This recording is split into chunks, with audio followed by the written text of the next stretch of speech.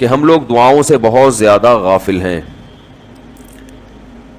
اللہ تعالیٰ نے قرآن مجید میں دعا کے بارے میں فرمایا ادعوا ربکم تضرعا وخفیا، اپنے رب کو پکارو عاجزی کے ساتھ اور چپکے سے.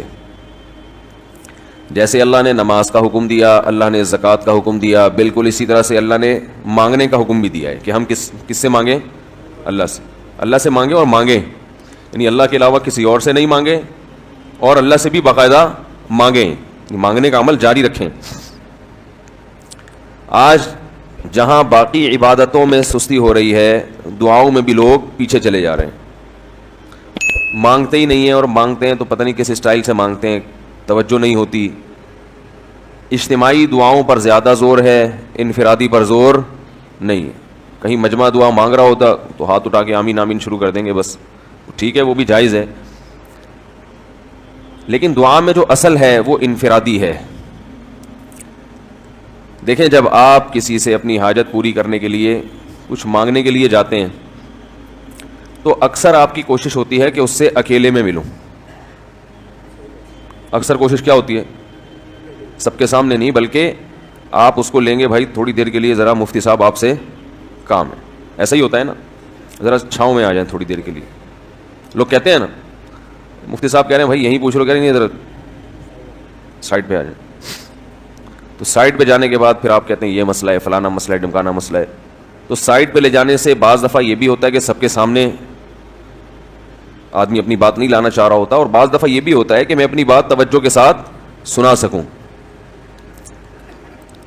تو دعا میں انسان، اللہ تو سب کی بات سنتا ہے، مجمع میں بھی اور تنہائی میں بھی، لیکن آپ دعا مانگنے میں جو آپ کی طبیعت لگے گی، توجہ سے مانگو گے، وہ تنہائی میں زیادہ شوق سے، زیادہ رغبت سے مانگ سکتے ہو. اجتماع میں ایسی رغبت اور ایسی شوق سے انسان دعا نہیں مانگ سکتا. تو انفرادی دعائیں ہی ختم ہوتی جا رہی ہیں. قرآن مجید میں اللہ تعالیٰ نے رمضان کی جو آیتیں ہیں ان آیتوں کے بعد ذکر کیا وَإِذَا سَأَلَكَ عِبَادِي عَنِّي فَإِنِّي قَرِيب، اے نبی ان سے کہہ دیجئے کہ جب یہ مجھ سے میرے بارے میں پوچھیں تو آپ ان کو بتا دیں کہ میں بہت قریب ہوں تمہارے.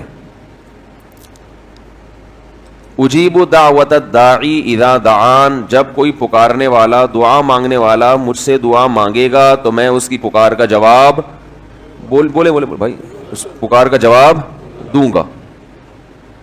پکار کا جواب دینے کا مطلب کیا ہوتا ہے؟ قبول کروں گا اس کی دعا. جواب کا یہ مطلب نہیں کہ اچھا میں نے سن لیا چلو. ایک جواب تو یہ بھی ہوتا ہے نا، اچھا آپ چپ ہو جا. ہم کسی کو پکار رہے ہوں، اگلا کہتے ہیں اچھا بھائی ٹھیک ہے پتہ چل گیا، اب چپ کر کے بیٹھ جاؤ آرام سے.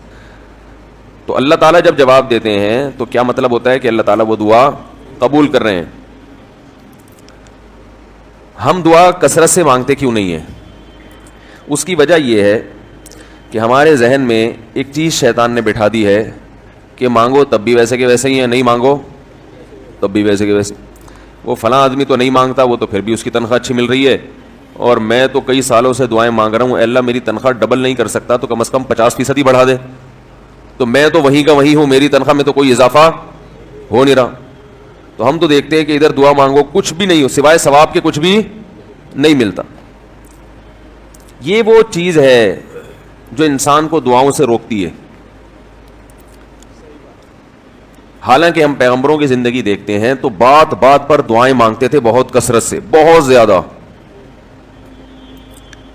نوح علیہ السلام، اچھا اللہ نے ان کی دعاؤں کو قرآن میں ذکر بھی کیا ہے. مناجات مقبولہ ایک دعاؤں کی کتاب ہے. حضرت مولانا اشرف علی تھانوی رحمہ اللہ تعالیٰ نے قرآن اور حدیث کی دعاؤں کو ایک چھوٹی سی کتاب میں جمع کر کے ایک ہفتے پہ ڈیوائڈ کر دیا ہے اس کو، کہ آپ روزانہ ان میں سے ایک حصہ پڑھیں گے تو پورا ہفتے میں وہ تقریباً تمام دعائیں کور ہو جائیں گی جو قرآن و سنت میں بیان کی گئی ہیں. وہ کتاب ضرور خریدیں، رکھیں اپنے پاس، مناجات مقبولہ کے نام سے. تو ہم دعا کیوں نہیں مانگتے؟ مسئلہ ہمارے ساتھ یہ ہے کہ ہم کہتے ہیں کہ جو مانگتا ہے وہ بھی وہینچ کا وہینچ، اور جو نہیں مانگتا ہے وہ بھی کوئی سرخاب کے پر تو لگ نہیں جاتے کوئی مانگ رہا ہو تو. یہ وہ مسئلہ ہے جس کی وجہ سے لوگ دعائیں مانگنے میں بخل سے کام لیتے ہیں، جبکہ پیغمبر کثرت سے دعائیں مانگا کرتے تھے، بہت زیادہ.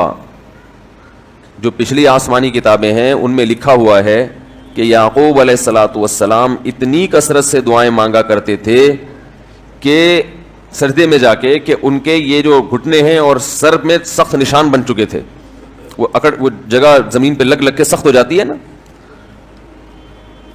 تو اتنی کثرت سے دعائیں. ہم نے جن بزرگوں کے ساتھ ٹوٹا پھوٹا وقت گزارا ان کو دیکھا کہ وہ دعا بہت لمبی لمبی دعائیں مانگا کرتے تھے, بہت لمبی. ہمارے شیخ کے سامنے جب کوئی آیا کرتا تھا دعا کے لیے کہتا تو ہاتھ اٹھائے بغیر ویسے ہی اس کو ایک دعا کا جملہ کہہ دیا کرتے تھے. تو کسی نے کہا کہ آپ ہاتھ اٹھا کے اس کے لیے دعا کیوں نہیں مانگتے؟ تو فرماتے تھے کہ جب میں ایک دفعہ ہاتھ اٹھا لیتا ہوں تو پھر اتنی آرام سے نیچے گراتا نہیں, کیونکہ پھر اللہ کے دربار میں اب ہاتھ اٹھا لیے تو پھر تو ایسا ان کا دل لگتا تھا, مانگتے چلے جاتے تھے.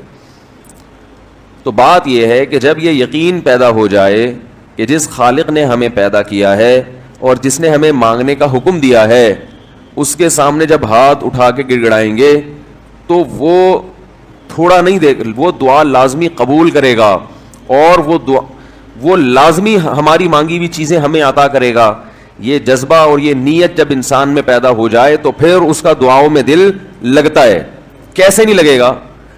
آپ سوچیں کہ آپ کو کوئی بتا دے کہ یہ جو سیٹھ صاحب ہیں بہت بڑے, آپ جا کے ان سے مانگو, یہ ٹائم نکال کے بیٹھے ہوئے ہیں, جتنا مانگو گے جو مانگو گے یہ دیں گے. تو اب آپ بتاؤ, آپ یہ کہو گے کہ میرے پاس مانگنے کا ٹائم نہیں ہے, ایسے موقع پہ آپ یہ کہو گے؟ آپ جائیں گے اور بسم اللہ کر کے شروع ہو جائیں گے. آپ بولیں گے سر یہ مجھے 10 فائلیں چاہیے بحریہ ٹاؤن کی. آپ سوچو گے 10 نہیں ملی تو 9 تو مل جائیں گی. سر مجھے یہ بھی چاہیے, مجھے یہ بھی چاہیے, مجھے یہ بھی چاہیے, اور آپ کو یقین ہو کہ یہ دے رہا ہے, تو آپ کبھی بھی کنجوسی سے کام نہیں لو. پھر آپ یہ نہیں کرو گے کہ آپ مانگتے ہوئے جو ہے نا اس سے آپ جب مانگ رہے ہو تو آپ کی کبھی ادھر دیکھ رہے ہو, کبھی ادھر دیکھ رہے ہو, کبھی ناک میں انگلی گھما رہے ہو, کبھی سر میں کھجا رہے ہو.